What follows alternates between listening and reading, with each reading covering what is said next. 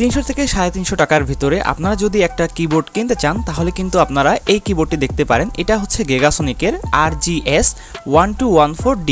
কিবোর্ডটি আপনারা হচ্ছে উইন্ডোজ 7 থেকে শুরু করে উইন্ডোজ 11 পর্যন্ত যে কোনো অপারেটিং সিস্টেমে ব্যবহার করতে পারবেন। কিবোর্ডটিতে বাংলা লেআউট থাকায় আপনারা কিন্তু চাইলে বাংলা টাইপও এই কিবোর্ডটার মাধ্যমে করতে পারবেন। আর কিবোর্ডটিতে কিন্তু কোনো প্রকার মাল্টিমিডিয়া কোনো ফাংশন ব্যবহার করা হয়নি এবং এই কিবোর্ডটার যে বিল্ড কোয়ালিটিটা বলতে হয় সেটা কিন্তু একদমই চিপ, কারণ হচ্ছে মাত্র আপনি 300 থেকে 350 টাকার ভিতরে কিবোর্ডটা পাচ্ছেন। বাট সেই বিবেচনা করলে আমার কাছে কিবোর্ডটার কোয়ালিটি মোটামুটি ঠিক মনে হয়েছে। আর আপনি চাইলে কিন্তু এই কিবোর্ডটা মোবাইলে ওটিজি দিয়ে কিন্তু মোবাইলেও আপনারা টাইপ করতে পারবেন বা মোবাইলের সাথে কানেক্ট করে ব্যবহার করতে পারবেন। কম টাকায় যারা একটা কিবোর্ড চাচ্ছিলেন বা একটা কিবোর্ড কিনবেন তাদের জন্য এটাই বেস্ট হবে।